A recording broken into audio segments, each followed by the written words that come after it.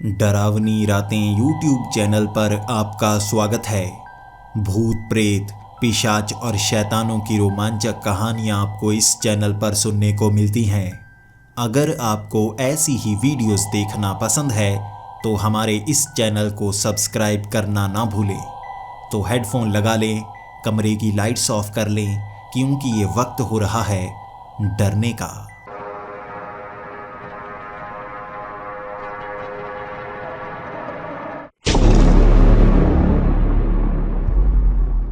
Hello दोस्तों, मेरा नाम मैथ्यूज़ है और मैं लंदन शहर का रहने वाला हूँ। मैं यहाँ पर एक मैगज़ीन पब्लिकेशन कंपनी में काम करता हूँ और मेरा काम काफ़ी आसान है। मुझे उस अलग अलग मैगज़ीन्स को सही तरह संभाल कर रखने का काम मिला है, यानी कि एक तरह का ऑफिस वर्क।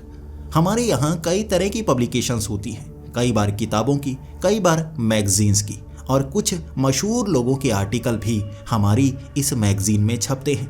और मैं हर एक मैगज़ीन को एक बड़े से हॉल में संभाल कर रखता हूँ। इसकी एक हार्ड कॉपी को संभालने का काम मेरा है, और सच कहूँ मेरा काम बहुत आसान है। बस सुबह सुबह जब वो मैगज़ीन छप जाती हैं, उसकी एक सबसे अच्छी कॉपी को निकालना और पीछे उस हॉल में जाकर रख देना। पूरे दिन में 5 से 6 कॉपीज ही हैं जिसे मुझे संभालना पड़ता है, और मैंने कई ब्लॉक्स बनाए हुए हैं जिसके बाद मेरा काम आसान हो जाता है। बस उन 5-6 कॉपीज़ को रखो और मोबाइल पर गेम्स खेलते रहो। पूरा दिन मैं इसी तरह से निकालता हूँ और 6 बजे घर की तरफ निकल जाता हूँ। मेरी माँ ने पहले से खाना बनाया होता है और मेरे पिता भी घर पर ही रहते हैं। मैं जितने भी अपने दोस्तों को जानता हूँ, हर एक अपना घर छोड़ चुका है।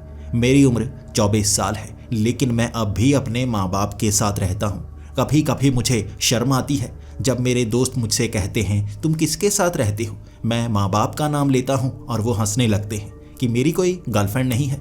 सच बताऊँ, मैंने कोशिश तो बहुत की, लेकिन मैं इतना अच्छा नहीं दिखता, इसीलिए अब तक मेरी कोई गर्लफ्रेंड बनी नहीं है। और मेरा ध्यान ज़्यादातर पैसे जोड़ने में है। मुझे अमीर बनना है। मेरे पिताजी बताया करते थे, मेरे दादाजी बहुत अमीर हुआ करते थे, लेकिन मेरे पिता ने उनका घर जब वो 18 साल के हुए तब छोड़ दिया था।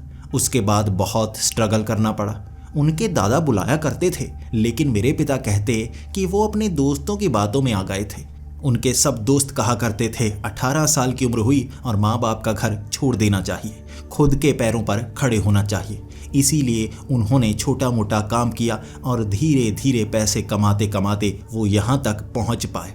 लेकिन मेरे दादा के पास पैसे बहुत हुआ करते थे। उनकी पहली पत्नी की मौत हो गई थी, लेकिन उनकी दूसरी पत्नी, जो काफ़ी चालाक थी और मेरे पिता को पसंद भी नहीं करती थी, वो मेरे पिता को वापस आने भी नहीं देना चाहती थी। इस तरह मेरे पिता दादाजी से दूर हो गए और मेरे दादाजी धीरे धीरे बीमार होते चले गए, और उनकी मौत 10 साल पहले हुई थी। और वो औरत जिसे मैं अपनी दादी मानता हूँ, वो मेरे पिता को तो पसंद नहीं करती थी, लेकिन मुझे पसंद करती थी।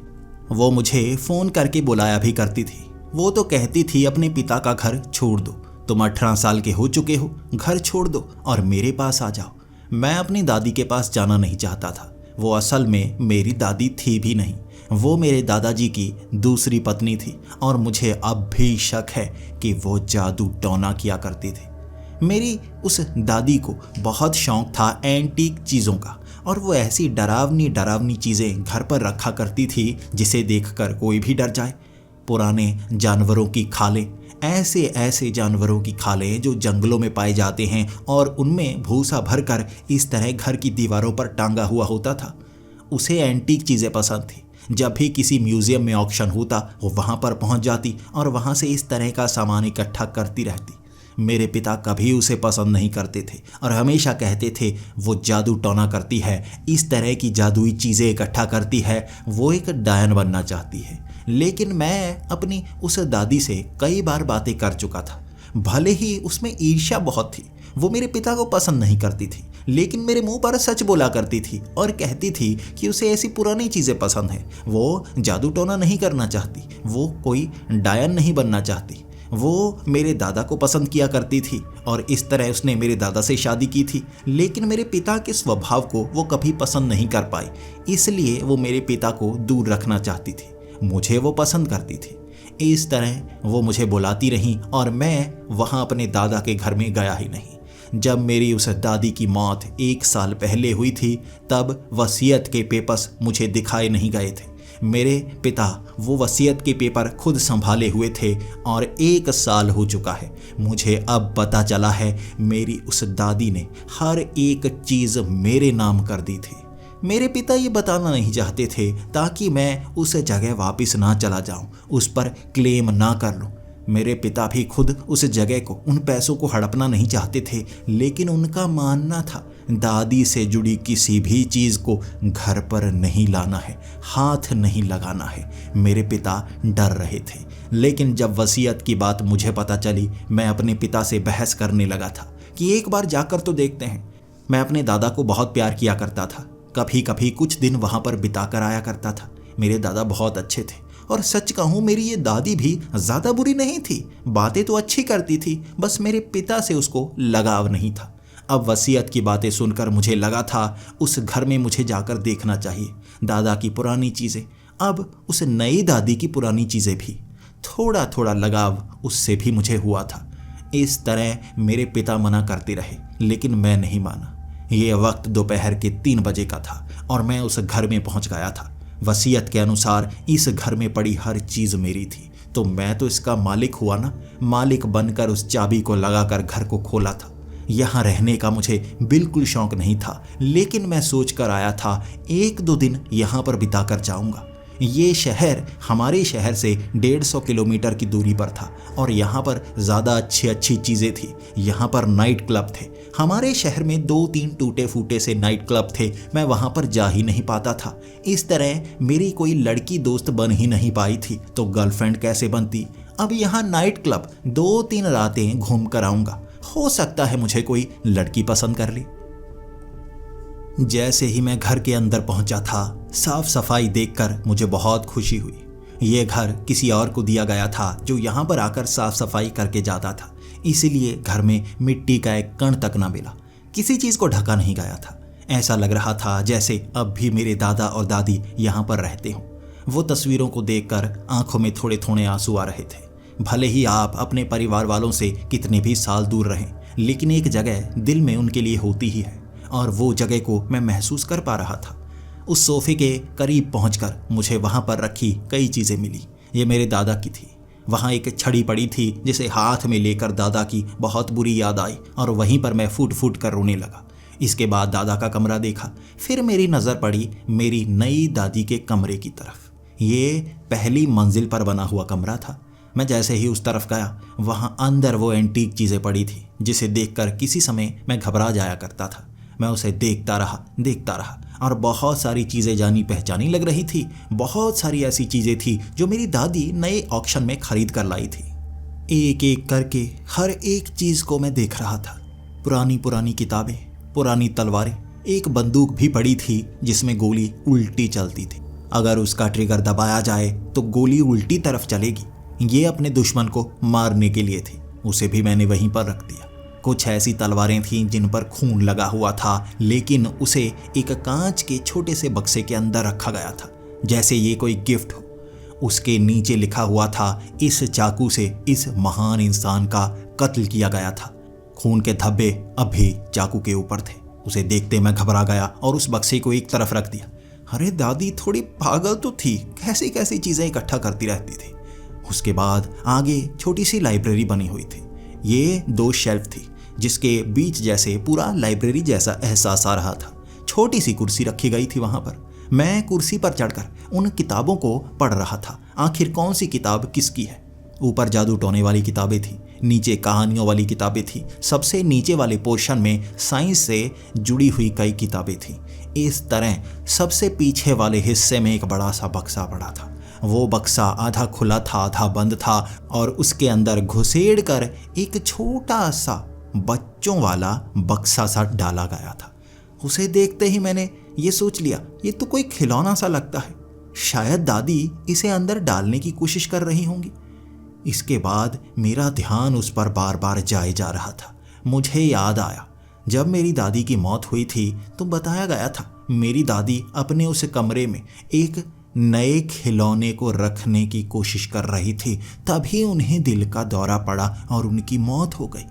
जब मैं यहाँ पर आया था उनकी लाश को नीचे रखा गया था और मुझे ऊपर जाने की इजाज़त नहीं दी गई थी। पुलिस वाले चेक कर रहे थे कहीं शरीर में कोई जहर ना पाया जाए, क्योंकि यहाँ पर कई बार कातिल इस तरह लोगों को मारते थे कि इंजेक्ट कर दिया जाता जहर शरीर के अंदर, कोई इंसान मरता और पहले पहले लगता कि दिल का दौरा पड़ा है, लेकिन जैसे ही फॉरेंसिक जांच की जाती पता चलता किसी ने कत्ल किया है। उस समय पुलिस वालों को पक्का नहीं था ये कत्ल है या ये कुदरती मौत है, लेकिन बाद में पता लग गया था ये एक कुदरती मौत है। मेरी दादी इसी बच्चों के एक बक्से को यहाँ रखने की कोशिश कर रही थी। ये भी कोई एंटीक सामान ही होगा। मैंने वो बक्सा वहाँ कांच के नीचे से निकाला और उसे लेकर नीचे आ गया। अब मैं दादाजी के कमरे में रुकने वाला था। वक्त 7:30 का हो गया था। जल्दी से मैंने वो बक्सा बेड पर रखा और उसके बाद मुझे यहाँ के क्लब ढूंढने के लिए जाना था। अब क्या करूं? इतने समय से कोई दोस्त बनी ही नहीं थी। स्कूल टाइम में मेरी एक गर्लफ्रेंड हुआ करती थी, वो भी सिर्फ 3 दिनों के लिए बनी थी। मेरी ऐसी हरकतें कि वो भाग गई थी। मुझे उसने दोबारा कभी कॉल भी नहीं किया और आज तक मेरी कोई गर्लफ्रेंड बनी भी नहीं। तो मैं सोच रहा था यहाँ के कुछ नाइट क्लब में जाकर आऊँ, हो सकता है कोई लड़की मेरी दोस्त ही बन जाए। मैं 8 बजे निकला था घर से पूरी तरह से तैयार होकर, परफ्यूम लगाकर, और 11 बजे तक 3 क्लब में गया था।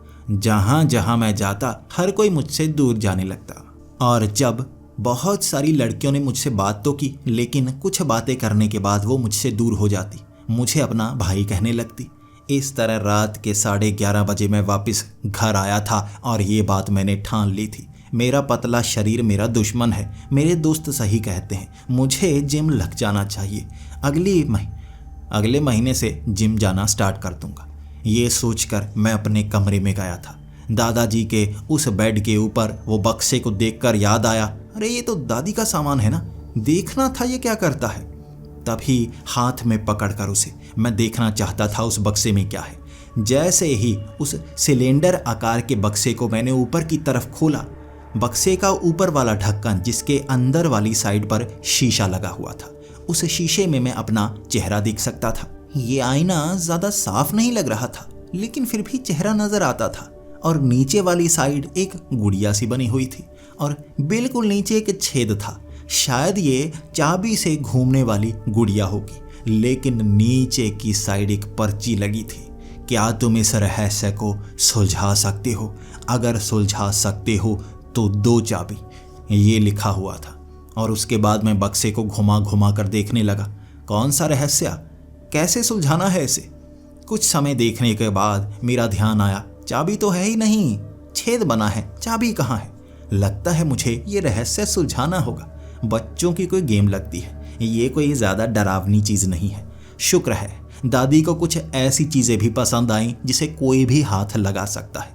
अब इसे चलाऊं कैसे? ये गुड़िया घूमती होगी, लेकिन बस इसे चाबी देनी होगी।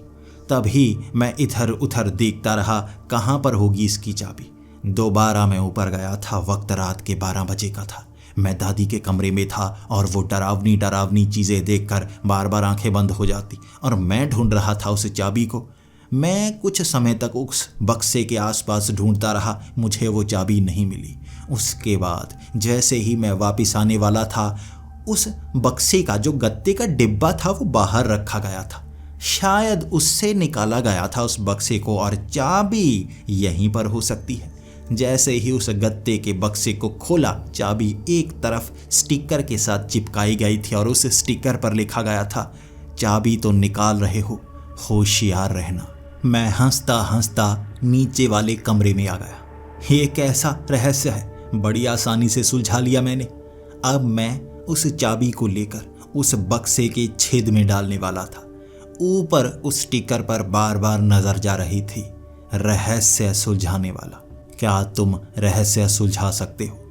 मैंने तो रहस्य सुलझा दिया बड़ी आसानी से और मैंने वो चाबी उस छेद में डाली और 3 बार घुमाई और अब उसको चाबी लग गई थी। वो गुड़िया घूमने लगी थी और एक बहुत अच्छा सा म्यूजिक चलने लगा था। वो जो सामने आईना सा बना हुआ था वो गोल गोल घूमना शुरू हो गया और उसके अंदर अजीब अजीब दृश्य से दिखने लगे थे। शायद वो टेढ़ा मेढ़ा आईना था, घूम रहा था तो ऐसा लग रहा था मेरा सर भी घूम रहा हो। मैं उसमें देखता गया जैसे हिप्नोटाइज सा हो रहा था। 2-3 सेकंड ही लगे थे, वो आईना घूमा और अचानक आंखों के सामने अंधेरा सा आ गया। मैं आंखें बंद कर कर वहीं गिरा था और धड़ाम की वो आवाज़ हल्की सी सुनाई दी थी। घुटने में थोड़ा सा दर्द महसूस हुआ था, लेकिन मैं बेहोश होकर जब उठा, मैं अपने इसी कमरे में लेकिन ऊपर वाले फ्लोर पर था। हर चीज़ वैसी की वैसी ही होनी चाहिए, लेकिन नहीं, ये मेरी दादी का कमरा था, लेकिन यहाँ पर कुछ भी वैसा लगा हुआ नहीं था। दीवारें बिल्कुल खाली, कुछ अजीब अजीब सी पेंटिंग्स लगी हुई थी। इसे देखते ही मुझे ऐसा लगा मैं किसी और के घर में तो नहीं आ गया। मैं अब उस कमरे को तो पहचान पा रहा था, लेकिन ये बदल कैसे गया। जैसे ही उस कमरे से मैं बाहर निकला, बाहर निकलते ही हर चीज़ बदली हुई थी। घर तो वही था, लेकिन डेकोरेशन बदल चुकी थी। हर चीज़ पुरानी पुरानी सी, गंदी गंदी सी लग रही थी। पेंट भी नहीं किया गया था, लकड़ी भी बिल्कुल साफ साफ सी लग रही थी। मैं उतर कर नीचे आ गया और नीचे सोफे नहीं, टूटी फूटी कुर्सियाँ सी पड़ी थी जो लकड़ी की बनी हुई थी। हर चीज़ को देखते देखते मैं हैरान सा हो गया। मुझे लगा घर में चोरी तो नहीं हो गई, उस बक्से में कोई गैस तो नहीं थी जिस कारण मैं बेहोश हो गया और चोर अंदर आकर सामान समेट कर गायब। लेकिन पेंट भी उतार दिया। ये कैसा चोर था, ये सोचकर मैं कमरे से बाहर निकला, दरवाज़ा खोला। घर से बाहर निकलते ही मेरे होश उड़ गए। यहाँ सड़क कच्ची नजर आ रही थी, सामने वाली वो इमारत अभी बन रही थी। आसपास देखा मैंने, हर चीज़ अलग थी, जैसे मैं समय में पीछे आ गया हूँ। कितना पीछे, ये तो समझ में नहीं आ रहा था। मैं बस देखता रहा, इधर उधर झांकता रहा। कई चीज़ें बदली बदली सी थी और कई बड़ी बड़ी इमारतें गायब। पास की वो छोटी सी नदी नज़र आ रही थी। तभी मुझे आसपास से निकलते हुए वो लोग देखे जिनसे मैं बात करना चाहता था। रात को क्या हुआ, यहाँ क्या हुआ, किसी प्रोग्राम की शूटिंग हो रही है। वो मेरी तरफ हंसने लगे और आगे की तरफ चल पड़े। मैं देख रहा था वो कैसे कपड़े डाले हुए हैं। ऐसा तो फिल्मों में होता है ना, जब पुराना ज़माना दिखाया जाए। या मैं सच में पुराने ज़माने में तो नहीं। अरे नहीं नहीं, पागल थोड़े ना हूँ, इस तरह कोई पीछे थोड़े ना जा सकता है। उसके बाद मैं अपने कपड़ों को देखने लगा। मेरे कपड़े बदले हुए थे, लेकिन मेरे उस लंबे से कोट की जेब में एक डायरी थी। मैंने हाथ लगाया, ये कौन सी डायरी है, ये कौन जेब में डाल गया। मैंने उस डायरी को निकाला और जैसे ही पहला पन्ना खोला, उस पर लिखा हुआ था, क्या तुम रहस्य को सुलझाने के लिए तैयार हो। और ये मेन आर्टिकल सामने बनाया गया था। उसके अंदर लिखा गया था, ये एक बहुत बड़ा रहस्य है जो तुम्हें सुलझाना है। 150 साल पीछे जा चुके हो तुम, और अब तुम्हें दुनिया भी अलग अलग नजर आएगी। मैं तुम्हारा दोस्त हूँ जो इन पन्नों में शब्द लिख चुका हूँ। पन्नों को पढ़ते जाना, जब कुछ समझ ना आए गलती से भी डायरी को गुम मत कर देना, कभी निकल नहीं पाओगे। यहाँ से निकलने का एक ही रास्ता, रहस्य को सुलझाना है। अब मैं चलता चलता उस सड़क के पार गया। वहाँ पर कई घर बने हुए थे। ये एक पुराने ज़माने की कॉलोनी सी लग रही थी, जिसमें कई सारे घर थे। दूर से देखने में मुझे ये एक पुराना गांव जैसा भी लगा था। जैसे ही मैं वहाँ पर पहुँचा, एक बूढ़ा आदमी मुंह में सिगार डाले हुए मेरी तरफ हाथ बढ़ाता हुआ आया। मैंने भी हाथ आगे की तरफ कर दिया। उसने मेरे साथ हाथ मिलाया और कहा, डिटेक्टिव, आपका ही इंतज़ार था, जल्दी आइए, समय हमारे पास कम ही बचा है। मैं उससे कुछ कह पाता उससे पहले ही वो उस दिशा में चल पड़ा और मुझे इशारा करने लगा, जल्दी चलिए। शायद मैं एक कहानी में हूँ और यहाँ पर मुझे रहस्य सुलझाना होगा। लेकिन उसके पीछे चलते चलते मैंने उससे कहा, क्या कोई मजाक चल रहा है या यहाँ कोई फिल्म की शूटिंग चल रही है? मैं कुछ समझ नहीं पा रहा। तभी वो वहाँ पर रुका और कहने लगा, फिल्म की शूटिंग? यहाँ पर फिल्म की शूटिंग कहाँ से होनी शुरू हो जाएगी? और फिल्म, तुम थिएटर की बात कर रहे हो ना? वो तो शहर के उस कोने में लगा होगा ना, यहाँ तो कोई ऐसा थिएटर नहीं है। ये सुनते ही मैं कुछ समय के लिए सन्न सा हो गया। आखिर चल क्या रहा है? सच में मैं उस खिलौने में पहुंच गया हूं और अब मुझे ये रहस्य सुलझाना होगा। लेकिन नहीं, मैं तो यहाँ से बाहर निकलूंगा, मैं इसमें हिस्सा नहीं लेना चाहता। वो आगे की तरफ बढ़ रहा था, मैं पीछे भागना शुरू हो गया। मैं दोबारा घर के अंदर जाना चाहता था। मैं भागता भागता जैसे ही सड़क पार कर रहा था, मुझे वहाँ पर कुछ सिपाही दिखे जो मेरी तरफ ऐसे देख रहे थे जैसे मैं चोरी करके भागा हूँ। वो मेरे पीछे भागने लगे और मेरे ही घर के अंदर घुसने से पहले उन्होंने मुझे पकड़ लिया। तुम्हारा नाम क्या है? कहाँ से आए हो? ये घर है तुम्हारा? मैंने कहा, हाँ ये मेरा घर है। उन्होंने कहा, ये तुम्हारा घर कैसे हो सकता है? इस घर में तो कोई नहीं रहता। हम काफ़ी सालों से देख रहे हैं। ये घर तो डिटेक्टिव का है ना। मैं अब उनसे क्या कहता? मैं थोड़ा सा घबरा गया था और मुझे पता था ये जो डिटेक्टिव है ये मैं नहीं हूँ, मुझे घर के अंदर जाना होगा। लेकिन वो बूढ़ा सिगार वाला आदमी करीब आया और कहने लगा, आप इन्हें क्यों पकड़ रहे हैं? यही तो डिटेक्टिव हैं। ये कहते ही उन्होंने मेरे बाजुओं को छोड़ दिया और उस बूढ़े आदमी ने मेरी एक जेब से एक पर्चा सा निकाला। उस पर्चे पर एक मुहर लगी हुई थी और ये यहाँ के एक सैनिक की मुहर थी कि डिटेक्टिव के रूप में मुझे यहाँ पर बुलाया जाए। और उसे देखते ही उन सिपाहियों ने मुझे सलाम किया और मुझे उस घर में जाने की इजाज़त भी दी और आगे गांव में जाने की इजाज़त भी दी। लेकिन वो बूढ़ा आदमी कहने लगा, आप घर में क्यों जा रहे हैं? क्या आप यहाँ से कहीं जाने वाले हैं? देखिए, इस रहस्य को सुलझाए बिना आप जा नहीं सकते। आपको मुड़कर यहीं पर तो आना होगा। उसको देखकर थोड़ा थोड़ा डरा था मैं और भागकर मैं घर के अंदर। बाहर से मैंने दरवाज़ा लगा लिया। मैं बस उसे खिलौने को ढूंढना चाहता था। मैं उस खिलौने को ढूंढता रहा उस घर में, लेकिन वो खिलौना नहीं मिला। बाहर से वो दरवाज़ा खटखटाता रहा। मैं बस ढूंढता रहा दोपहर तक उस खिलौने को और अंत में मैं थक हार सा गया था। कैसे निकलूं यहाँ से? क्या दूर भागूं? पीछे वाली खिड़की खोलकर मैं बाहर की तरफ भागा था। दोपहर से शाम तक मैं भागता रहा। मुझे लग रहा था ये फिल्म की शूटिंग का कोई सेट होगा, लेकिन उससे बाहर ही नहीं निकल पाया मैं उन कच्ची सड़कों पर भागता भागता नई बन रही इमारतों, घरों के पास से गुजरता हुआ, ये पुराने ज़माने की दुकानों के पास से निकलता, लोगों से सवाल करता, अंत में इस शहर के कोने में पहुंचा और वहाँ सिपाहियों ने मुझे पकड़ लिया। कौन हो तुम? और जेब से मैंने पर्चा निकाला। उन्होंने मुझे छोड़ दिया। मैं यहाँ से निकल नहीं सकता भागकर, मुझे वापस जाना होगा। लेकिन अब मैं इतनी दूर निकल आया था, मुझे रास्ता तक याद नहीं था। उस पर्चे को दिखाता रात के 9 बजे तक मैं घर वापस पहुँच पाया था और जैसे ही घर में घुसा मुझे ऐसा लग रहा था मैं किसी शाप के कारण किसी और दुनिया में चला गया हूँ और यहाँ से निकलने का एक ही रास्ता जो उस डायरी में लिखा हुआ था, रहस्य को सुलझाना है। क्या तुम सुलझा सकती हो?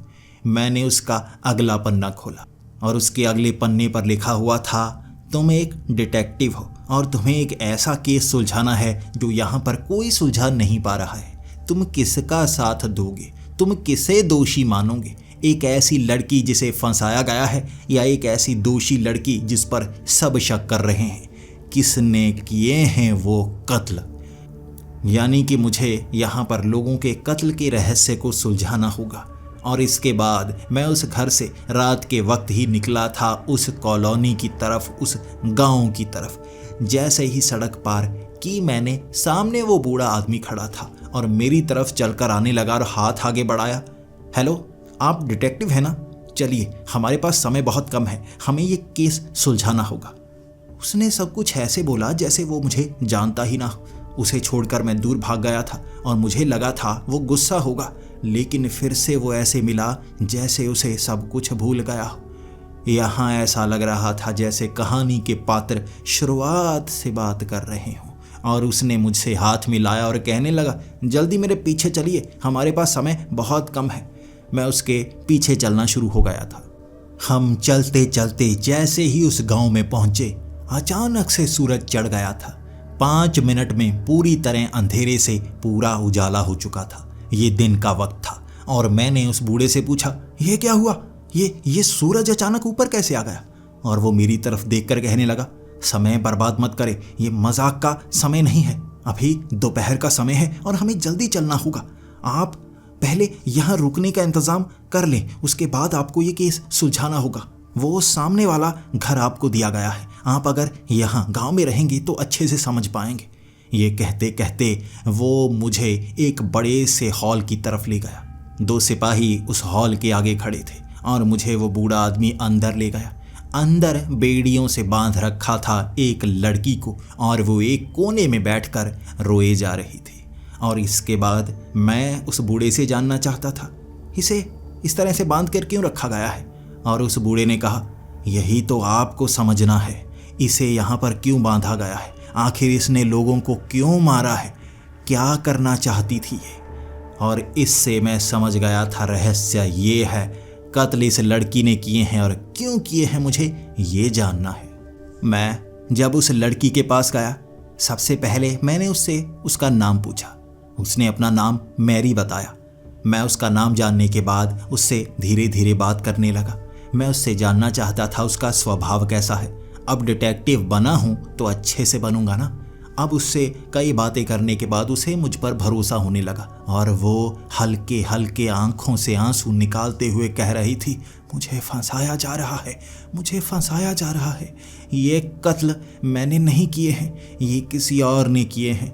और उसकी बातों से मुझे शक होना शुरू हो गया। अगर ये रहस्य इतनी आसानी से सुलझा लिया जाता तो ये कातिल होती सबने पकड़ ही रखा है। बात कुछ और हो भी सकती है और हो सकता है ये मुझे बेवकूफ़ भी बना रही हो। मैंने उससे पूछा, तुम्हें क्या लगता है किसने कत्ल किए हैं? उसने कहा, मेरी बहन ने सबको मारा है, मैंने किसी को नहीं मारा।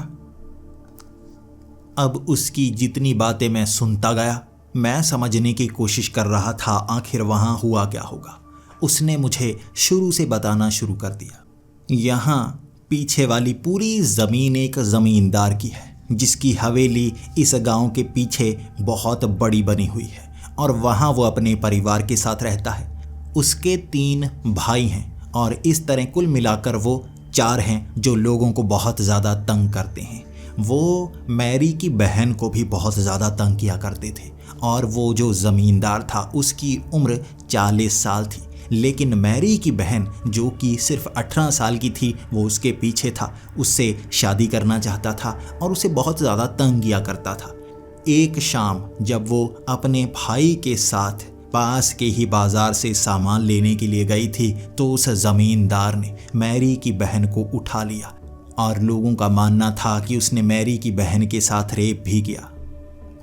उसका नाम शैली था और शैली के साथ रेप किया, बाद में उसे छोड़ दिया गया। कोई भी शैली की बात पर यकीन नहीं कर रहा था और इस तरह मैरी ने बताया शैली के अंदर बहुत ज़्यादा गुस्सा था, वो उस ज़मींदार से बदला लेना चाहती थी। इस तरह उसने उन 4 भाइयों को मार डाला और वो उस हवेली से बाहर निकली।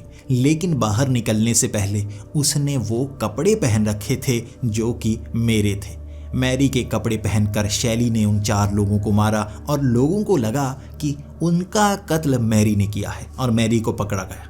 मैं अब उसकी बातों से जान गया था कि पूरा किस्सा क्या है। अब बाहर पहुंचते ही मैं सिपाहियों को कहने लगा, यह केस तो बहुत ही आसान है, आपने मैरी को पकड़ा है, लेकिन जो असली गुनहगार है वो शैली है। मैंने सिपाहियों को कह दिया था शैली जहाँ पर भी है उसे पकड़ कर लाया जाए।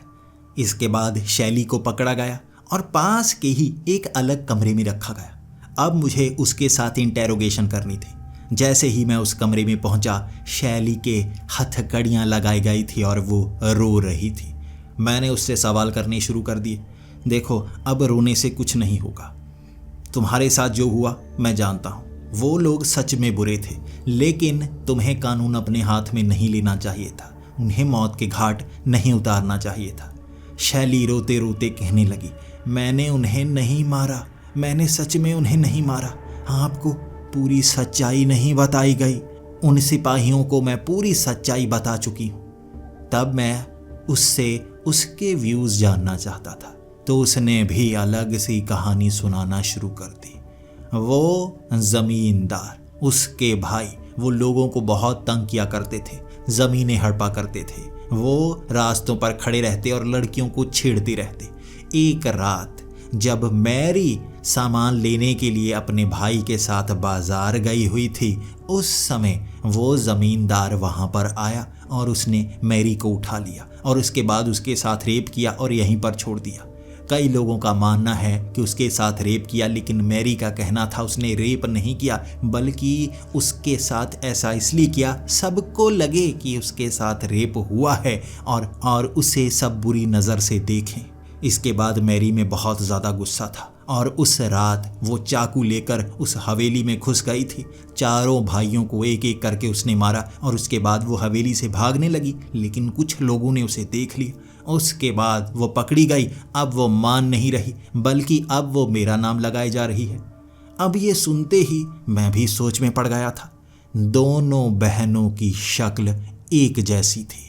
ये दो हम शक्ल बहनें जिनमें थोड़ा बहुत फ़र्क था। दूर से देखने में बिल्कुल पता नहीं चल रहा था, करीब से पता चलता कि ये दो जुड़वा बहनें हैं, लेकिन उस रात किसी ने देखा होगा, किसको ये कोई नहीं बता सकता। अब जो कपड़े पहन रखे थे वो मैरी के कपड़े थे, इसलिए शक शैली पर भी जा सकता था, मैरी पर भी जा सकता था। अब सच में ऐसा रहस्य सुलझाना मेरे लिए भी बहुत मुश्किल होने वाला था।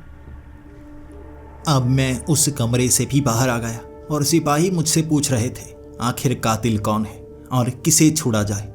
मैं अब सोच में पड़ गया था और मैंने कहा अभी दोनों को पकड़ कर रखा जाए, लेकिन इनमें से गुनहगार कौन है अब तक मैं नहीं जानता, इसलिए किसी पर जुल्म नहीं होना चाहिए, किसी को जेल में भेजा नहीं जा सकता। अब मैं सर खुजाए जा रहा था और मैंने अब शैली और मैरी के भाई को बुलवाया। वो सिपाही शैली और मैरी के भाई को लेकर आए। उसे एक अलग कमरे में ले जाया गया। अब मैं उसके साथ इंटेरोगेशन तीसरे कमरे में करने वाला था। वो कमरे में बैठा और बहुत ज़्यादा घबराया हुआ।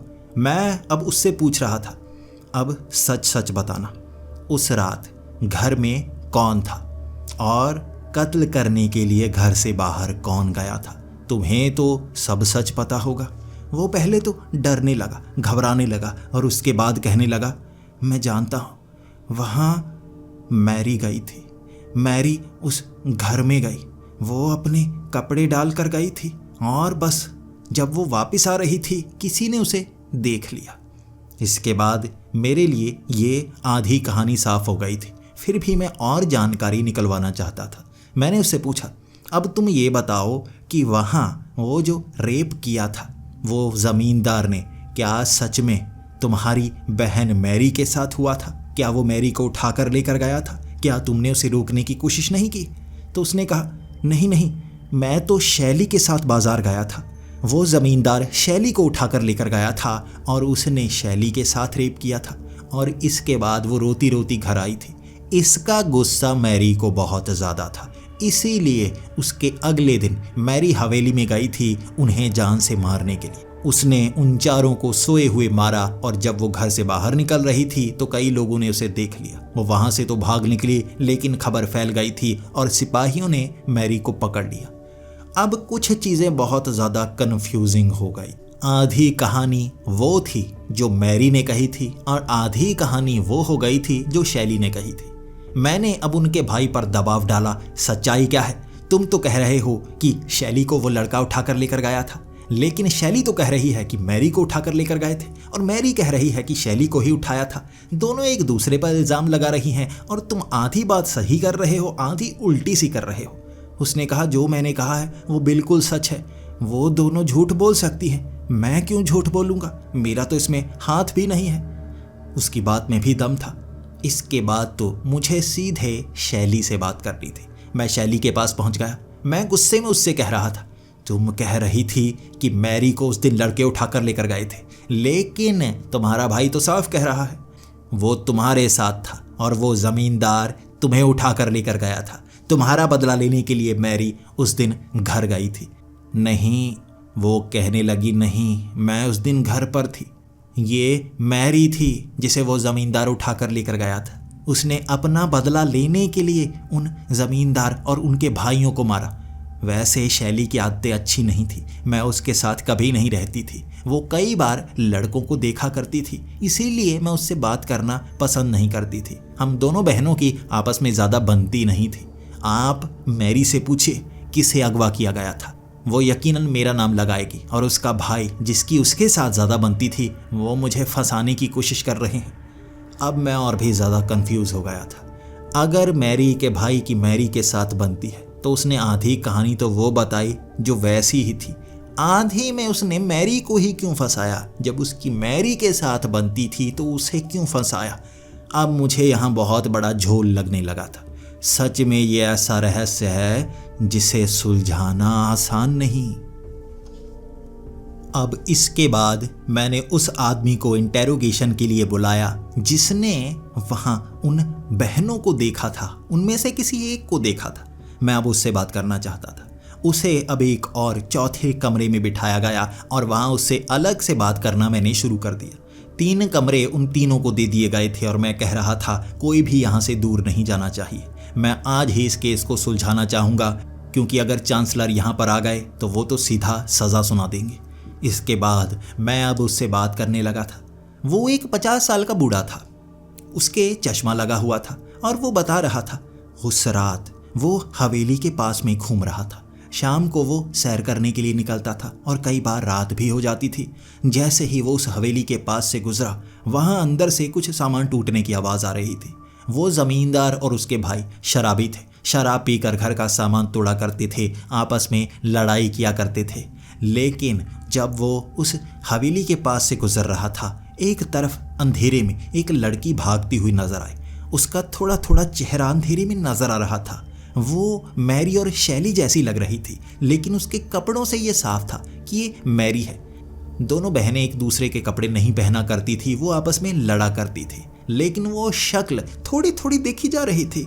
मैं पूरी तरह से नहीं कह सकता वो दोनों बहनों में से कौन थी, लेकिन कपड़े मैरी के पहने थे तो मैंने गवाही दी कि वो मैरी ही होगी। अब इसके बाद मैं उससे कठोर तरीके से सवाल करने लगा था, क्या तुम गवाही ये दोगे कि कौन थी दोनों में से? उसने कहा कपड़े मैरी के थे तो मैरी होगी। मैंने कहा क्या तुम यकीनी तौर पर कह सकते हो कि मैरी ही है? अगर दोनों बहनों में किसी एक को सज़ा मिले और वो गलत हुई तो तुम्हें भगवान माफ़ नहीं करेगा। वो घबराने लगा था और उसके बाद कहने लगा, अगर ऐसा है तो मैं यकीनी तौर पर नहीं कह सकता। हो सकता है शैली ने मैरी के कपड़े पहने हों, दोनों बहनों में से कोई भी हो सकता है। और अगर दोनों एक दूसरे को नफरत करती हैं तो शैली जानबूझकर मैरी के कपड़े पहन कर आई होगी ताकि उसे फंसाया जा सके। और ऐसा भी हो सकता है ये मैरी ही हो और जानबूझकर शैली को फंसाने के लिए ये कह रही हो कि ये कपड़े मैंने नहीं पहने थे, शैली ने पहने थे। क्या कहा जा सकता है, दोनों में से कोई भी हो सकती है। तो मैं उससे गुस्से में पूछने लगा था, क्या तुम्हें शक्ल पूरी तरह से याद है? उस अंधेरे में तुमने साफ साफ देखा था? तो उसने कहा, देखो मुझे वैसी ही लग रही थी, मैं पूरी तरह से भी नहीं कह सकता। मतलब वो हमारे इस गांव की सबसे सुंदर लड़की है ना, तो उसके जैसा चेहरा लग रहा था, लेकिन रोशनी दूसरी तरफ से पड़ रही थी। मैं पूरी तरह से श्योर नहीं हूँ। ऐसे कपड़े मैरी पहना करती थी तो मुझे लगा कि ये मैरी ही है। मैं अब गुस्से में कहने लगा था, यानी तुम श्योर नहीं हो कि ये मैरी शैली है? हो सकता है कोई और लड़की हो जो थोड़ी थोड़ी ऐसी लगती हो। वो कहने लगा, हाँ ये भी हो सकता है, मैं ये नहीं कहता कि ये मैरी शैली ही है, वैसी ही थी इसलिए मैरी कहा। हो सकता है कोई और लड़की हो। मैं भगवान से माफ़ी मांगता हूँ अगर मैंने पहले गलती में जज्बातों पर बिना काबू रखे मैरी का नाम ले दिया। अब उसे चौथे कमरे में रखा गया था क्योंकि उसकी गवाही की ज़रूरत दोबारा पड़ सकती थी। मैं सिपाहियों से अब पूछ रहा था, अब और क्या किया जा सकता है? अब तक निष्कर्ष निकल ही नहीं पाया है। तब सिपाहियों ने कहा कि कुछ और गवाह भी हैं जिन्होंने शैली और मैरी दोनों को देखा था। मैंने कहा अब उन्हें बुलाया जाए। ये 3 लोग थे, एक बूढ़ी औरत थी, 2 जवान लड़के थे और उनसे एक ही कमरे में बात की जा सकती थी। 4 कमरे तो मैंने पहले ही भर रखे थे, अब ये 5वां कमरा था। वहाँ मैं किसी को भी एक दूसरे से बात करने नहीं दे सकता था, तो 5वें कमरे में इन तीनों को एक साथ बिठाया। उसके बाद मैं पूछने लगा, आप तीनों ने शैली और मैरी को कब देखा? क्या आपने उसे उस हवेली से बाहर निकलते देखा? और उन्होंने कहा, नहीं, हमने तो तालाब के पास देखा। शैली और मैरी दोनों एक दूसरे का हाथ पकड़े हुए वहाँ तालाब में नहाने की कोशिश कर रही थी। ये वक्त रात का था और यहाँ तालाब का पानी बहुत ज़्यादा ठंडा होता है। फिर भी वो कपड़े उतारकर नहाने के लिए जा रही थी। तब उस बूढ़ी ने उन लड़कों को कहा, कुछ शर्म करो, लड़की नहाने के लिए जा रही हैं, तुम्हें वहाँ नहीं देखना चाहिए। हो सकता है दिन के वक्त उन्हें समय नहीं मिला, इसलिए वो रात को नहाने जा रही हैं। यहाँ घर में हर किसी ने बाथरूम बनाया हुआ था, लेकिन उस तालाब का पानी आगे वाली नदी के साथ जुड़ता था और वहाँ पर नहाने के लिए सुबह के वक्त कई औरतें जाया करती थी। और इस तरह वो बयां करने लगे कि दोनों बहनें एक साथ थी। ये वक्त उसी समय का था जब वो कत्ल की बात सामने आई। अब मैंने उनसे पूछा, क्या तुमने सच में शैली और मैरी को ही देखा था? तो वो बूढ़ी औरत कहने लगी, मैं तो थोड़ा पीछे थी, ये दोनों लड़के कह रहे थे कि शैली और मैरी ही है। अब ये दोनों भी भाई हैं और ये दोनों भी शैली और मैरी को पसंद करते हैं, इसीलिए ज़्यादातर उनका पीछा करते रहते हैं। अब इनसे पूछिए, मुझे तो इन्होंने बात बताई थी तो मैं भी एक तरह से गवाह बन गई। असल में मैंने उसे देखा नहीं था। तब मैं उनसे सख्ती से बात करने लगा और वो कहने लगे वो शैली और मैरी ही थी। दोनों बहनें एक दूसरे का हाथ पकड़े हुए और मैंने दोनों के एक एक चमाट लगाई। अब बताओ, कपड़े उतारे थे उन्होंने? वो शर्माते हुए कहने लगे, हाँ कपड़े तो उतार दिए थे और हम उन्हें देख तो रहे थे लेकिन नज़रें झुका रहे थे। एक एक चमाट मैंने फिर से लगाई। लड़कियों को नहाते हुए देखते हो? और वो बड़े शर्मिंदा थे। उसके बाद मुझे काम की बात करनी थी। अब सच में बताओ, शैली और मैरी ही थे वो या कोई और थे? उनका कहना था, लग तो शैली और मैरी जैसी ही रही थी, लेकिन शैली और मैरी कभी भी एक दूसरे से बात नहीं करती थी, बहुत ज़्यादा लड़ा करती थी और उन्हें भी भरोसा नहीं हो रहा था कैसे शैली और मैरी एक दूसरे का हाथ पकड़कर इकट्ठी नहाने के लिए जा रही हैं। यानी कि यहाँ एक और कन्फ्यूज़न खड़ी हो गई थी। अब ये गवाह कह रहे थे कि हवेली में शैली और मैरी नहीं थी, बल्कि वो तो नहाने के लिए गई हुई थी। ये गवाह अलग गवाही दे रहे थे। इसके बाद मुझे सच में सर में दर्द होना शुरू हो गया। अगर घर में थी मैरी या शैली तो कत्ल करने कौन गया? शैली या मैरी? और तालाब के पास कौन गया? शैली मैरी इकट्ठे? ऐसा कैसे हो सकता है? और इसके बाद मैंने सिपाहियों को दोबारा से बुलाया। मैंने कहा, अब भी केस मैं सुलझा नहीं पा रहा हूँ, कुछ समझ में नहीं आ रहा। मुझे सही सही टाइम बताओ, कब कब कत्ल हुआ, कब कब आवाज़ें आईं। और इन लड़कों से तो मैं पूछ चुका हूँ किस वक्त इन्होंने उन लड़कियों को देखा। जब सिपाहियों ने कहा कि लगभग 9:30 बजे कत्ल हुआ था और इन लड़कों ने 9:35 पर शैली और मैरी को एक दूसरे का हाथ पकड़े हुए तालाब में नहाते हुए देखा था, तो मुझे लगा ऐसा भी तो हो सकता है शैली और मैरी दोनों एक दूसरे के साथ मिली हुई हों। उस दिन किसने किसको उठाया ये डिसाइड नहीं कर पाई और पुलिस ने इन्हें पकड़ लिया। इसीलिए दोनों के बयान बदले बदले से हैं और बचने के लिए इल्ज़ाम लगा रही हैं एक दूसरे पर। ये दोनों ने तरकीब लगाई थी कि कत्ल करके किसी ने तो देख लिया है, उसके बाद वो तालाब में नहाने के लिए जाएंगी। वो रात के समय जाएंगी जबकि ठंड थी, इसीलिए वो लड़के पीछा कर रहे थे और उन्हें गवाह मिल गए बचने के लिए। और इस तरह वो दोनों चालाक और मैंने केस सुलझा लिया है। मैंने सिपाहियों को कहा, मुझे लगता है वो दोनों मिली हुई हैं। लेकिन सिपाहियों का कहना था, लेकिन कोई गवाह नहीं है कि दोनों गई थी कत्ल करने। अब कत्ल तो किसी एक ने ही किया है, आपको ये बताना होगा कत्ल किया किसने है। फिर से परेशानी खड़ी हो गई। अब दोनों मिली हुई हैं, लेकिन कत्ल मैरी ने किया है या शैली ने, ये कैसे पता लगाया जाए? तब उन्होंने बताया कि एक सिपाही भी वहाँ पर मौजूद था जिसने शैली और मैरी को देखा था हवेली के अंदर घुसते हुए, लेकिन उसकी गवाही के लिए उसको इतनी जल्दी बुलाया नहीं जा सकता। वो ऊपर वाली पोस्ट पर है, इसीलिए उसने खुद को इस केस से बाहर कर दिया, लेकिन गवाही दे दी थी कि मैरी वही कातिल है। अब मुझे उससे भी बात करनी होगी। मैंने दबाव बनाया कि अब उस सिपाही की गवाही के बिना काम बनाया ही नहीं जा सकता। सारा केस ही उसकी गवाही से शुरू हुआ था, लेकिन उसने अपने हाथ बीच में से खींच लिए थे। उसने तो मैरी को फंसा दिया, वो तो उन दोनों बहनों में से किसी एक को फंसाकर अपना काम निकलवा चुका था, क्योंकि वो केस से अलग हो गया। लेकिन मैं किसी बेकसूर को इस तरह सज़ा नहीं दिलवा सकता। कत्ल जिसने किए हैं फंसाऊंगा तो उसको ही। इसके बाद अब उसकी गवाही के लिए उसको बुलाया गया।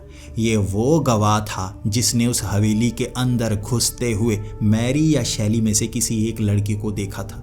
अब ये था छठा कमरा, उसके साथ भी अकेले में ही बात करनी थी। यहाँ आसपास के सारे कमरे इस तरह गवाहों से मैं भरता जा रहा था और मुझे खुद शर्म आ रही थी। जैसे ही उस सिपाही से मैंने बात की, उसने मुझसे बातों बातों में कहा, देखो अभी मैं गवाही दे रहा हूँ, इसके बाद मैं गवाही नहीं दूंगा। इसे नोट कर लिया जाए और इसके आधार पर उन्हें सज़ा दे दी जाए। मेरे हिसाब से अगर दोनों बहनों को भी सज़ा मिले तो मुझे कोई फ़र्क नहीं पड़ेगा। कोई भी मरे, अब दोनों तो मरेंगी ना, उनमें से कोई तो कातिल होगा ना। मैं बचाना चाहता था बेकसूर को, लेकिन वो दोनों को सज़ा दिलवाना चाहता था। उसी ने केस की शुरुआत की थी। उसने मैरी या शैली को घर के अंदर घुसते हुए देखा। मैंने उससे पूछा, क्या आप श्योर हैं कि वो मैरी या शैली थी? उसने कहा, हाँ। उसने मैरी के कपड़े पहन रखे थे, पीछे से वो लंबी सी चोटी। ऐसी चोटी इस गांव में सिर्फ मैरी की है और ये मैरी के सिवा कोई और हो ही नहीं सकता। इसके बाद वो और सिपाहियों को बताने के लिए जा रहा था कि वो लड़की घर के अंदर क्यों घुस रही है। या तो वो उस ज़मींदार से मिलने के लिए जा रही है। अब यहाँ वो ज़मींदार का रसूख बहुत ज़्यादा था, इसलिए वो सिपाही चुप करके वहाँ से निकल गया। लेकिन उसके बाद चीखों की आवाज़ आई, वहाँ लोग इकट्ठा हो रहे थे और तब वो आदमी भी जो एक साथ वहाँ पर खड़ा हैरान हो चुका था। उस सिपाही ने उससे पूछा, क्या हुआ? वो घबरा कर कहने लगा, यहाँ कत्ल हुआ है। उस सिपाही ने कहा, मैंने मैरी को देखा था घर के अंदर जाते हुए। तो उसने भी कहा, हाँ, ये मैरी थी, मैंने भी बाहर निकलती हुई देखी। घबराहट में उसने ये कहा था, ये वही गवाह था। यानी कि यहाँ से शुरुआत हुई और इस तरह अंदर आते हुए सिपाही ने देखा, बाहर निकलते हुए उस गवाह ने देखा। और अब मैंने उस सिपाही से पूछा, क्या आप श्योर कह सकते हो कि वो मैरी ही थी? उसने कहा, नहीं, मैं पीछे से चोटी देख चुका था, मैं कपड़े देख चुका था, मैं 100% श्योर नहीं कह सकता, लेकिन वो लग बिल्कुल मैरी जैसी रही थी, या कह सकते हैं शैली जैसी रही थी। अब दोनों बहनें हैं, एक साथ ही रहती हैं, तो एक दूसरे के कपड़े भी पहन सकती हैं और उनके जो डील डॉल है वो भी एक जैसे हैं, मैं पहचान सकता हूँ। इस गांव की सबसे सुंदर लड़कियां हैं वो। अब मैं उससे पूछने लगा, क्या आप श्योर हैं? क्योंकि वहाँ पर तो अंधेरा होगा ना। तो वो सिपाही कहने लगा, हाँ, पीछे वैसे था तो अंधेरा ही। मैंने कहा, तो आपने कैसे देखा? अंधेरे में आप कैसे पहचान गए कि वो मैरी थी? वो घबरा कर पूछने लगे थे, अब पीछे से अब देखने में लग रही थी। मैंने कहा, रोशनी तो अंदर से आ रही थी ना, तो आप श्योर नहीं हो सकते। तो उसने कहा, हाँ, वैसे श्योर नहीं हो सकता, लेकिन वो मैरी ही थी, मैं कह रहा हूँ मैरी ही थी। ऐसा करो, दोनों पर इल्ज़ाम लगाओ कि दोनों ने मिलकर मारा है। मैं अब कहने लगा था, देखिए, अगली सुबह चांसलर आएंगे और ये केस मुझे सौंपा गया है। अगर इसमें गलत गवाही का दोष आप पर लगा, आपको पता है ना आपको कितनी सज़ा हो सकती है, इसलिए आप किसी को फंसाने की कोशिश मत कीजिए। आप ये बताइए, क्या वो मैरी ही थी? कहीं बाद में आप बदल तो नहीं जाएंगे, या कहीं ये पता चला कि वो मैरी या शैली थी ही नहीं, कोई और लड़की थी जो ऐसे कपड़े पहन कर आई थी? फिर क्या करोगे? आप पर भी तो इल्ज़ाम लगेंगे, आपको भी तो नौकरी से निकाला जाएगा। तो वो घबरा कर कहने लगा था, हाँ, मैं वैसे पूरी तरह से नहीं कह सकता कि वो शैली या मैरी थी। वैसे कपड़े पहने थे, पीछे से वैसी लग रही थी, चोटी वैसी थी, मैं पूरी तरह से नहीं कह सकता, मेरा यकीन मानो। और तब मैं उसकी गवाही को बदलने को तैयार था, क्योंकि जब कह ही नहीं सकते कि दोनों बहनों में से कोई एक था, तो कैसे फंसा सकते हैं? उस गवाह ने भी बाद में कहा है उसने अंधेरे में देखा था, तो इसका मतलब इस सिपाही की गवाही से दोनों बहनों को फंसाया नहीं जा सकता। हो सकता है ये कोई और लड़की थी, जानबूझकर कपड़े पहनकर अंदर आई और उस ज़मींदार को मारा, भाइयों को मारा और यहाँ से भाग भी निकली, और तब भी अंधेरे में कोई उसे अच्छे से देख नहीं पाया।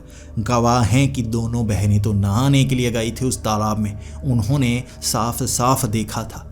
अब इस तरह ये तो साफ हो गया था कि उन दोनों बहनों के सिवा भी कोई लड़की हो सकती है जो इनके खिलाफ थी, लेकिन कौन? क्या रहस्य सुलझाया जा सकता है? अब पूरी सच्चाई जानने के लिए मैंने उन दोनों बहनों को इकट्ठा एक कमरे में बुलाया और दोनों से अब मैं सीधे तौर पर बात करना चाहता था। देखो मैरी, तुम कह रही हो कि शैली ने मारा है, अब शैली कह रही है कि मैरी ने मारा है, और भाई तो कह रहा है कि रेप किसी और का किया था और कत्ल किसी और ने किया। सच बताओ, क्या तुम्हें श्योर है कि मैरी ने कत्ल किया है? तो शैली ने कहा, वो गुस्से में बाहर गई थी, मुझे नहीं पता, मैं इतना ही कह सकती हूँ, मुझे लगा कि बाहर गई है तो मारने गई होगी। तो मैरी कहने लगी, मैं तो बाहर वैसे गई थी, मेरा कोई और काम था। मुझे तुम गुस्से में लग रही थी, मुझे लगा बाद में तुम मार कर आ गई और मुझे फंसा दिया। अब दोनों बहनें एक दूसरे पर इल्ज़ाम लगाए जा रही थी, दोनों लड़ने को तैयार थी। इस तरह मैं अब उनसे ये जानना चाहता था वो कहाँ गई थी, और तब उन दोनों ने शर्माते शर्माते कहा वो दोनों अपने बॉयफ्रेंड से मिलने के लिए गई थी। मैरी अपने बॉयफ्रेंड से मिलने के लिए गई थी और वहाँ शैली अपने बॉयफ्रेंड से मिलने के लिए गई थी, और दोनों को शक था दूसरी ने मारा होगा। और इसके बाद मेरे सर में दर्द होने लगा। तो वो लड़के जिन्होंने मैरी और शैली को नहाते हुए देखा, क्या वो झूठ बोल रहे हैं? मैं अब उनसे पूछताछ करने लगा, और जब मैंने सख्ती दिखाई, एक एक चमाट दोनों के लगाई, तो वो दोनों रो रो कर कहने लगे हमने नहीं देखा था उन्हें, हम तो उन्हें बचाना चाहते हैं। दोनों भाई शैली और मैरी को पसंद करते थे, और जब उन्हें पता लगा कि उन पर इल्ज़ाम लगा है तो दोनों अपने अपने वालियों को बचाने की कोशिश करने लगे। उन्होंने झूठ बोला था, इसलिए अब उन्हें क्या ही कहता। अब मेरे लिए केस और भी आसान होता जा रहा था, और उस रात हर किसी से इंटेरोगेशन की, और निष्कर्ष पर मैं ये पहुंचा था कि मैरी और शैली तो वहाँ हवेली में गई ही नहीं, गवाह मिल गए थे दोनों के बॉयफ्रेंड, वो उनसे मिलने के लिए गई थी। एक दूसरे को इसलिए फंसा रही थी क्योंकि और गवाहों ने उनके जैसे दिखने वाले को वहाँ देखा था। दोनों हम शक्ल हैं और उन्हें लगा मैं नहीं थी तो वो होगी। इस तरह भाई उन्हें बचाना चाहता था, लेकिन जिसे ज़्यादा पसंद करता था उसे लगा उसे बचा लूँ, ज़्यादा अच्छा रहेगा। वो तो घर पर था, बदनाम भी नहीं होना चाहता था। अब मैं निष्कर्ष पर पहुंचा था कि उस रात हवेली में कोई और लड़की गई थी। मैरी और शैली तो वहाँ गई ही नहीं, और उस सिपाही ने पूरी तरह से देखा नहीं, और उस गवाह ने भी वो चेहरा अच्छे से देखा नहीं। हर कोई तुक्का लगा रहा था। अगले सुबह चांसलर आने वाला था, और वक्त रात के 3 बजे। गांव वाले इकट्ठा हो चुके थे। रात भर इंटेरोगेशन का काम चला था, और सिपाही पूछ रहे कातिल कौन, और मैंने उन्हें कहा था कि ये तो कातिल है नहीं, ये कोई और लड़की है। और इस तरह पूछते पूछते सुबह हो गई, और चांसलर काफ़ी जल्दी पहुंच गए। अब चांसलर जानना चाहते थे कातिल कौन है, क्या इन लड़कियों को सज़ा आज ही दी जाए। और मैंने उनके सामने पूरे गवाहों को रखा, पूरी कहानी को रखा, और उस कहानी पर उन्हें यकीन हुआ। कैसे उस सिपाही को लगा था कि वो मैरी है, वैसे कपड़े पहने थे, लेकिन वो झूठ था। उसकी आंखों को भ्रम हुआ, उस आदमी की आंखों को भी भ्रम हुआ। इसीलिए यह कहानी एक दूसरे के इर्द गिर्द घूमती गई, और मैरी इसमें फंसती गई, शैली भी इसमें फंसती गई।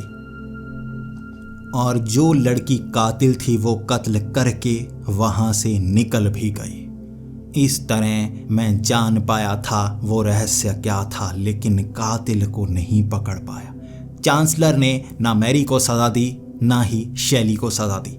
चांसलर वहाँ से जा चुके थे, लेकिन मेरे पास वापस जाने का कोई रास्ता नहीं।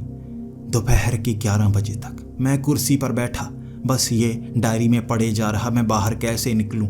और उस डायरी के अंत तक यही लिखा हुआ था, वो बक्सा जैसे यहाँ पहुँचने का रास्ता है, वैसे ही इस रहस्य को सुलझाने के बाद तुम्हें वो बक्सा मिलेगा जो बाहर निकलने का रास्ता होगा। रहस्य सुलझाना होगा। अब मैं ये तो जान गया था कातिल वो 2 लड़कियाँ नहीं हैं, कातिल कोई और है। और कैसे जानूँ मैं आखिर किसने कत्ल किया है? तब मैं कुछ लोगों से पूछना चाहता था, आखिर वो ज़मींदार और उसके भाई कैसे थे? अब लोगों ने केस खत्म होने के बाद खुलकर बताना शुरू किया। वो लड़कियों को छेड़ा करते थे, उठा कर ले जाया करते थे। उनके पास रसूख था, ज़मीन थी, पहुंच थी बहुत ऊपर तक। और अगर एक भाई को जेल में पहुंचाने के लिए कोई गवाही देता तो बाकी भाई उसे मार देते। अब किसी ने हर एक भाई को इकट्ठा उसी रात मारा था, इसीलिए इस केस को इस तरह बचाया जा सका। वरना एक भी भाई जिंदा होता तो कातिल के परिवार को, पुश्तों तक को ख़त्म कर देता, पूरे गांव को उजाड़ देता। वो हर एक लड़की पर बुरी नज़र रखा करते थे। गांव से मैंने ये पता कर लिया था कि उसके दुश्मन कम नहीं थे, पूरा का पूरा गांव दुश्मन था। और तभी मेरी आंखें चमक गईं। पूरा गांव वहाँ एक पेड़ के पास मेरी तरफ देख रहा था। मुझे धन्यवाद कर रहा था। हर किसी के चेहरे पर मुस्कान थी, लेकिन वो खड़े कैसे थे? सब एक साथ पूरा गांव, किसी में जैसे कोई झगड़ा ना हो। दोनों बहनें एक साथ, उनके बॉयफ्रेंड एक साथ, उसका भाई पास में, बाकी सब, वो गवाह भी। वहाँ खड़ा होकर वो मुझे अलविदा कह रहे थे और मैंने वहाँ उनसे कहा था, पूरा गांव, पूरा का पूरा गांव, अगर किसी एक पर इल्ज़ाम लग जाए तो उसे आसानी से फंसाया जा सकता है। अगर पूरा का पूरा गांव ही किसी ऐसे बुरे इंसान को मारने के लिए तैयार हो जाए तो सबूत तक न रहेगा। वो एकदम से सन्न से हो गए, घबरा से गए, उनके चेहरे पर पसीना आ गया था और मैं कह रहा था, वाह, उन चारों भाइयों को मारा गया। एक लड़की ऐसा काम कैसे कर सकती है? वहां सामान गिरने की आवाज आ रही थी, बाकी भाई उठ जाने चाहिए थे। ये किसी एक का काम नहीं था। वहां घर में पूरी की पूरी भीड़ थी जो बाद में बाहर निकलती हुई नजर आई थी। असल में वो लाशों को देखकर अंदर नहीं गए थे, मारने के लिए गए थे। और गलती से उस सिपाही ने मैरी को घर के पीछे से अंदर घुसते हुए देख लिया, क्योंकि चिटिकनी तो अंदर से ही खोलनी थी और मैरी सबसे पतली लड़की थी जो उन खिड़कियों से निकल सकती थी। वो घर के अंदर गई, उसने अंदर से दरवाज़ा खोला। गांव की पूरी भीड़ चारों भाइयों को मारकर बाहर निकली और ऐसा दिखाया जैसे कोई और मार कर गया। गलती हो गई कि सिपाही ने मैरी को देख लिया था, लेकिन उसके बाद इन्होंने ऐसी कहानी गढ़ी कि इल्ज़ाम एक दूसरे पर लगता गया, एक दूसरे को वो फंसाते गए और इस तरह डिटेक्टिव को बुलाया गया और मैंने पूरा का पूरा केस ही घुमाकर ख़त्म करवा दिया। सारे गांव वाले सन्न थे और मैं अकेला तालियां बजाए जा रहा था उनके कारनामे पर। लेकिन मुझे ये केस सुलझाने के बाद आज़ादी भी चाहिए थी और मैं किसी को सज़ा दिलवाने नहीं आया था, मैं बस राज को सुलझाने आया था। और इसके बाद वो बूढ़ा आदमी जो वहाँ सबसे चालाक लग रहा था, वही तो मुझे यहाँ पर लेकर आया था। वो जानता था डिटेक्टिव इस केस को सुलझाएंगे और कहाँ तक लेकर जाएंगे, क्योंकि मैं तो फंसा हुआ था इस समय में। उसके पास गया और हाथ जोड़कर मैं कहने लगा, देखिए, सच मैं जानता हूँ, लेकिन जो हुआ सही हुआ। केस किसी और के नाम पर चला गया और किसी को सज़ा नहीं हुई। मैं बस आज़ादी चाहता हूँ। आपके पास कुछ होगा जो मुझे आज़ादी दिलाएगा, आपके पास कोई ऐसा बॉक्स।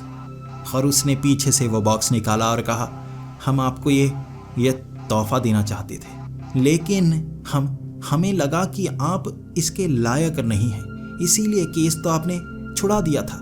लोगों ने कहा, नहीं, ये आपको देने की ज़रूरत नहीं है, ये हमें संभाल कर रखना चाहिए। ये किसी खास को दिया जाता है जो सबसे स्मार्ट हो, जो रहस्य सुलझा पाए। इसे हम ऐसे इंसान को शुभ ज़िंदगी के लिए देते हैं, लेकिन आपने सच में सुलझा लिया वो रहस्य। ये आपका है। ये वही खिलौना सा था, वो बक्सा जिसे खोलकर मैं उसको चाबी दे रहा था और वो घूमते घूमते मेरी आंखों के सामने अंधेरा, और मैं उसी दादी के उस बेड पर उठा था और मैं हैरान हो चुका था। उस बक्से को जल्दी से बंद किया मैंने।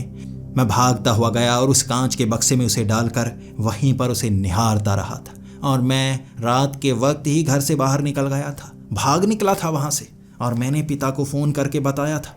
और ये कहानी मैं बताकर अपनी दादी को बदनाम नहीं करना चाहता था, लेकिन ये घटना बहुत अजीब थी। मैं समय में पीछे जाकर आया था। क्या सच में, या उस बक्से ने मुझे मेरे दिमाग में ऐसी कहानी बताई जो सपने के जैसे थी? मैं जान पाया उस कातिल का राज। इसके बाद मैं ढूंढता रहा था क्या सच में 150 साल पहले ऐसी कोई घटना हुई थी। और पुराने आर्टिकल्स, पुरानी किताबों में एक कहानी मिली मुझे। सच में पुराने ज़माने में यहाँ पर 4 भाइयों को मारा गया था और मारने वाले को ढूंढा नहीं जा सका था। एक डिटेक्टिव जिसे लंदन से बुलाया गया था इस रहस्य को सुलझाने के लिए, उसने ये रहस्य सुलझाया था, लेकिन कातिल को वो ढूंढ नहीं पाया था। बेगुनाहों को उसने बचाया था, जिसके बाद यहाँ कानून बना था, भले ही कसूरवार को सज़ा ना मिले, बेगुनाह को सज़ा नहीं होनी चाहिए। और उस आर्टिकल को पढ़ते पढ़ते मैं मुस्कुराता जा रहा था। मैं इतिहास का हिस्सा बनकर आया था, खुद की कहानी पढ़ता जा रहा था। मैं नहीं जानता आप मेरी बातों पर यकीन करेंगे या नहीं, लेकिन किसी भी पुरानी चीज़ पर अगर लिखा हो, रहस्य सुलझाना चाहते हो तो आ जाओ, कभी भी उस चीज़ को हाथ मत लगाना। हो सकता है आप मेरे जितने तेज़ दिमाग ना हो और वो रहस्य ना सुलझा पाए। अगर मैं वहाँ फंसा रह जाता तो मेरा क्या होता।